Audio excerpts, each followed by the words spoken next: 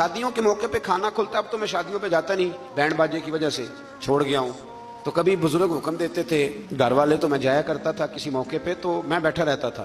کھانا آپ کو پتہ ہے نا, کھانا شادی پہ لوگ آخری کھانا سمجھ کے کھاتے ہیں. اور بڑے بڑے مہذب لوگ, ناراض نہ ہوئیے گا, بڑے بڑے سیانے لوگ, یعنی وہ بھی کھانا کھا رہے ہوتے ہیں, کئی دفعہ ان کے کپڑے بھی کھانا کھا رہے ہوتے ہیں. اور کوئی کان میں یہ بھی بتا دیتا ہے کہ جتنی بوٹیاں ساری ڈال لو, پتہ نہیں پلیٹ دوبارہ آئے گی کہ نہیں آئے گی. بڑے بڑے وہ لوگ جو روز شام کو گوشت کھاتے ہیں, ان لوگوں کی بات کر رہا ہوں. تو میں کئی دفعہ بیٹھا رہتا ٹیبل پہ, تو کئی سیانے بندے ملتے, کہتے بیٹھے نہیں گال باندھی. تو میرا دل کرتا انہیں بتانے کو, جب میرے سامنے لوگ چار چار قسم کے کھانے لا کے رکھتے تو میں کہتا نہیں, بات بن جاتی.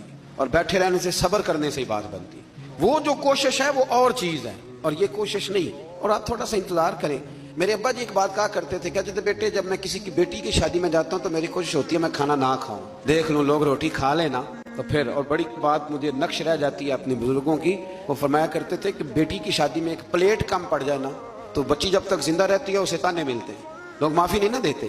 تو فرمایا کرتے تھے کہ کوشش کرو کسی کی بیٹی کی شادی میں جاؤ تو کھانا نہ, کوشش کرو اینڈ پہ کھاؤ, بارات والے چلے جائیں, فارغ ہو جائیں, پھر کھانا کھاؤ. مطلب روٹی تو بندہ روز ہی کھاتا ہے, اور عزت روز نہیں نہ ملتی. یہ سیانے لوگوں کی باتیں تھیں, کوشش کیجئے گا اس پہ عمل ہو جائے. وہ نا ساری زندگی کی باپ کی کمائی بیٹی کی بارات پہ لگی ہوئی ہوتی ہے, ساری زندگی. اور اگر کبھی بیٹی کی ماں کو اور باپ کو دیکھو تو وہ پنڈال میں پاگلوں کی طرح پھر رہے ہوتے ہیں, یا اللہ روٹی نہ کم پڑ جائے, روٹی. اور بڑی مصیبت بنی ہوتی ہے. وہ پل صراط کا ٹائم ہوتا ہے, اگر میں کہہ دوں تو غلط نہ ہوگا. میں نے شادیاں کر کے دیکھی ہیں بچیوں کی, مجھے اندازہ ہے یہ کتنا کٹھن مرحلہ ہے. لیکن ہم تو 2 منٹ کو پلیٹ بجا کے واپس آ جاتے ہیں. ہمیں کیا پتا کہ کسی کا کس طرح سے وہ ماحول خراب ہوتا ہے. اللہ سمجھنے کی توفیق عطا کرے.